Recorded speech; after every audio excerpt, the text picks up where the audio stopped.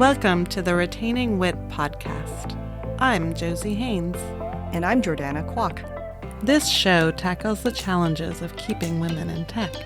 Each month, we invite a guest to talk to us about their experiences in the industry and to learn what it'll take to create a workplace where women will thrive. Today on Retaining Wit, we are chatting with Darlene Rouleaux. She has spent 13 years in tech as either an engineer or engineering manager. Currently, she is a UI/UX software engineer for Schneider Electric, as well as a mom of 2 young kids. We will discuss the challenges of being a mom in tech, as well as the transition from individual contributor to manager and back. Hi, Darlene. Nice to meet you. And to kick us off, why don't you tell us a little bit more about how you got started in tech? Sure. I actually studied computer science in college, so that's what my degree is in. I think I was able to stick out the degree a lot more than other women because I had a friend who lived down the hall from me freshman year who was also studying computer science. So the two of us we became roommates throughout college, but we were also able to pair up on all of our classes. So there was always another woman in the room, always someone else I could pair with for all of those group projects you get in college, which I think really helped me. So I graduated with my computer science degree, and I decided to move across the country from New Jersey to Colorado for my first programming job. And that was really overwhelming. You come in thinking you learned a lot in college, and things are completely different once you get out into the real world. At least they were for me. It was really overwhelming, but luckily I had a really good development team, a really good mentor, and also I worked really hard to integrate with the team. They were just starting up a soccer team about 2 weeks after I started my position. So I joined the team, and that just gave me something to talk about with the other developers outside of work stuff, something else to connect on, which I think really helped me integrate better and be more open to sharing my opinion and asking technical questions as well. Yeah, and I think it's super important to try integrating with your team. So it's great seeing you talk about that. I completely agree, especially kind of as a minority in there. You do have to work a little bit harder you have to really step up and put yourself out there a little more to feel like a full team member sometimes, I think, which is unfortunate, but it's worthwhile if you put the work in. Yeah. So you had mentioned to me when we were talking earlier that you're also a mom, which is great. And it's awesome to see a mom sticking it out in the tech industry. So what are some of the challenges you've had to overcome to be successful? That's a great question. I'm a mom of a 5-year-old son and a 3-year-old daughter. I think the main reason I've stuck in tech is because it's such a great career for parents, just because of the flexibility with time. So I can work from home on days that I need to run the kids all over the place, or I can work from 9 till 3 and then some hours in the evening. I really don't think that there's a better career out there for being a mom, and that's the main reason I stuck it out. But that's not to say that there aren't challenges, right?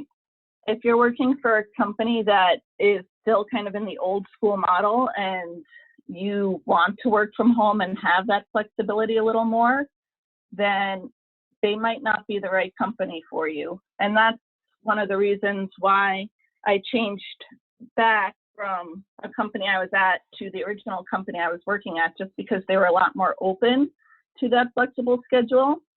It took me a long time to realize that I wasn't getting promoted and recognized at my older company because I did have that flexible schedule. I was getting the same amount of work done, but it just wasn't recognized or really approved for some reason. I think also as a recovering perfectionist, it's hard to transition from, always doing your best at work to still always doing your best at work, but the best before kids is different, at least for me, than the best after kids. And I really have to prioritize my time. I have to be heads down, focused when I have the time to work versus knowing when I might be interrupted a little bit more. I think the final challenge is just all of the mental transitions you make throughout the day. And I think this goes for any working parent, in that you're in parent mode when you're home, and then you go to work, and then maybe you get a call from your son's school about something. So then you switch back to parent mode, and then you go back into work mode, and then you come home and you're suddenly thrown back into parent world. And just all those little context switches during the day are also really challenging. Yeah, that's really interesting. I'm also curious, when you got back from parental leave, how did you find your time transitioning back into full-time work? It was very, very hard. I feel like 12 weeks, which is what we get in America, is not long enough. 3-month-old babies still are so needy, particularly for their mothers.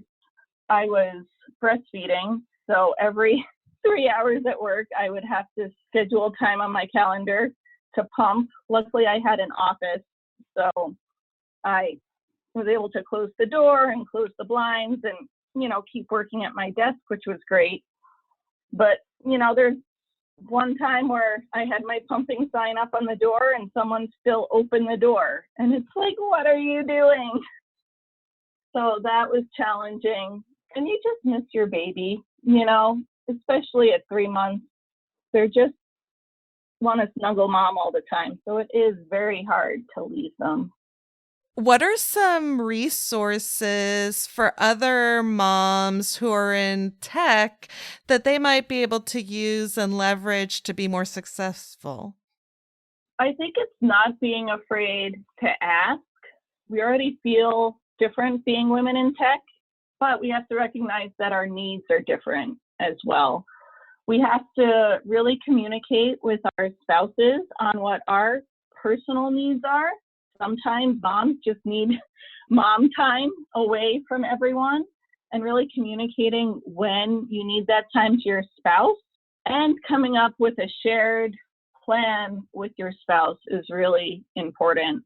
My husband and I, after we had our first son, I took my 3 months and then he took 2 months paternity leave and decided to take another 6 months off just to be home with our child.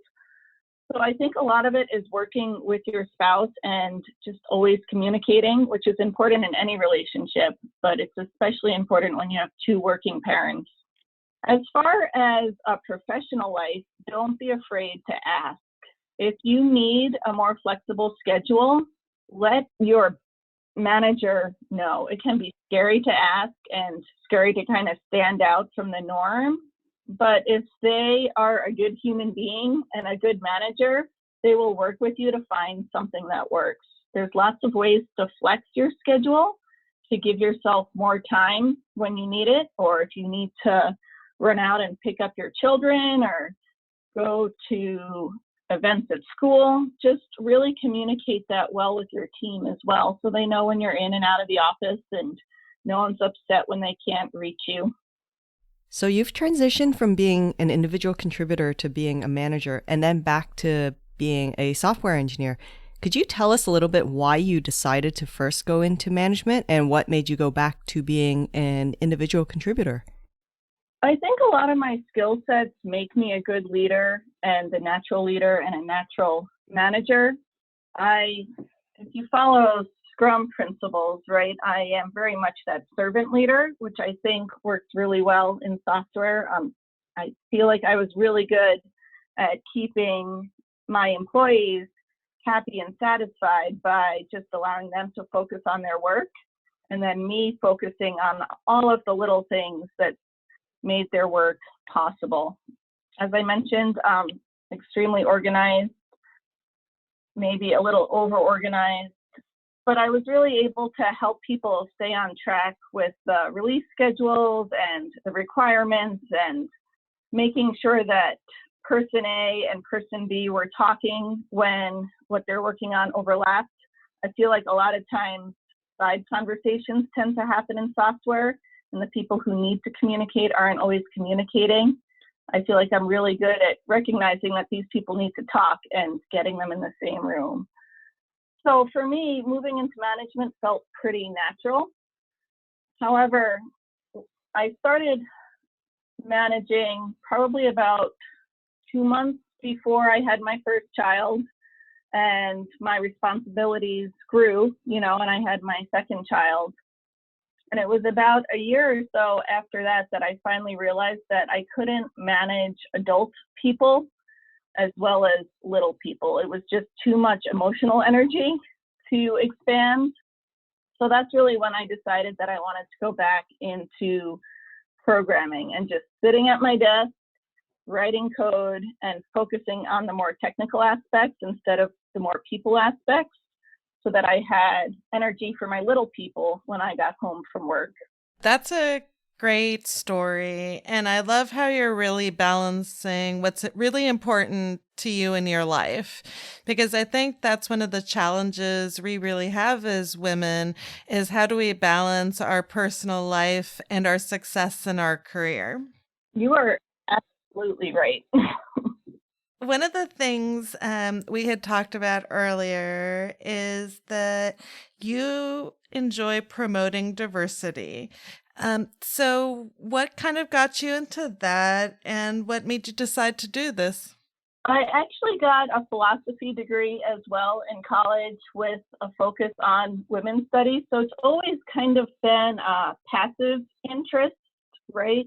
So when I started my first software engineering position, there was one other woman developer on the team, and she ended up leaving after she had her child. So then it was just me programming as the only woman for a while.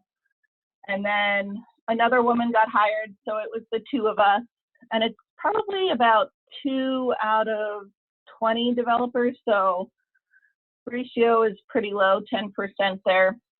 And then I left, so she was the only woman on the team now working as a developer.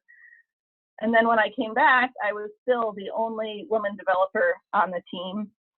And I realized that nothing was going to change unless I tried to change it. So part of it is me just being fed up with being the only woman on the team and wanting to see change. Obviously, my company has diversity initiatives and all of that, but there was no one really pushing it locally in our office. We didn't have an International Women's Day event in 2018. So me and another woman decided that we needed to change this.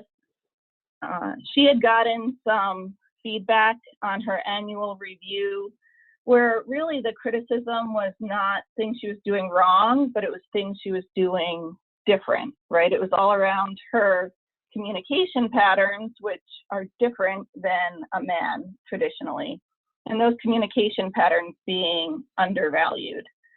So we set out to meet with other women across the company because there are women QA and product managers, etc.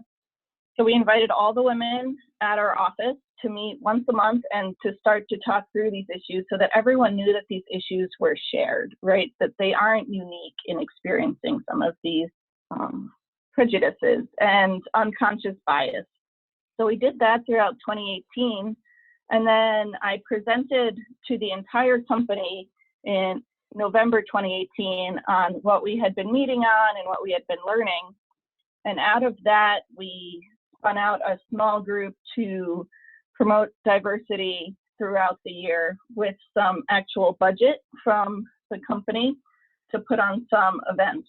So we put on an International Women's Day event. We did a Holi celebration, which is an Indian Hindu celebration. We did a Pride event. So really, we're just starting to grow it. I'm excited to see next year if more people get involved and, you know, have their own little diversity tangents that they want us to celebrate. It really came out of me wanting change, though. That's fantastic. Thanks so much for sharing the work you've been doing to promote inclusion and diversity at your workplace. Something we like to ask our guests as we wrap up is if there is a key takeaway you would like to share with our listeners on how to keep women in tech. I think individually, women themselves do need to put in the work to integrate within their team. It's hard because there is the feeling that you don't belong sometimes, and you just need to step up and be brave and put yourself out there a little more so that you can start to feel more like a full team member. I think it's also recognizing that if your company or your team is not supporting you in who you are, that there are other companies out there who will. So just if you have a bad experience at one company, it doesn't mean that all of tech is like that. We need more women in tech just to get their opinions in there, to develop for women, to solve problems in the real world that are more women specific. And what can men do to include more women? Because that's a big piece of this puzzle. We aren't going to get more women in tech and increase diversity unless we have buy-in from the 80% that's part of the tech industry, the 80% being, mostly the men in the room. The 20% can't change it without buy-in from that 80%. They need to get educated on unconscious bias and begin to check their unconscious bias. They need to recognize how the little things they do during the day might be affecting the women they work with and start to check that. We need to, it's really hard, but start to call people out on it. So how do you call someone out on unconscious bias? There's a lot of different ways to do it. What works for me is after something happens, say, hey, do you want to take a walk? I have something I want to talk to you about. A lot of times calling someone out in that instance, they won't take it right. They'll take it as criticism, where really it should be coming from a place of education. Because I don't think the majority of people go out there and say, I want to discriminate against you. I think they don't even realize what they're doing. So look at it from an educational perspective. Yeah, those are some great points. And I think it's super important when communicating feedback to somebody to definitely take them aside and come at it from a point where, hey, everybody's a rational human being who wants to, create a good workplace. And maybe they hadn't thought about the bias. Yeah, exactly. So in case our audience would like to reach out to you, how should they do that? So my Instagram and Twitter handle is mommingintech. And I also have a blog, mommingintech.com, where I discuss a lot of these issues that I've encountered and life as a woman in tech and life as a mom and how my husband and I balance everything and work to be a team on all of this. Awesome. Thank you so much for your time to talk to us today. Yeah, thank you so much. It was great to share with you. Thanks for listening to the Retaining Wit podcast. You can keep up with our latest episodes at retainingwit.com, on Apple Podcasts, or wherever you listen to your favorite podcast shows.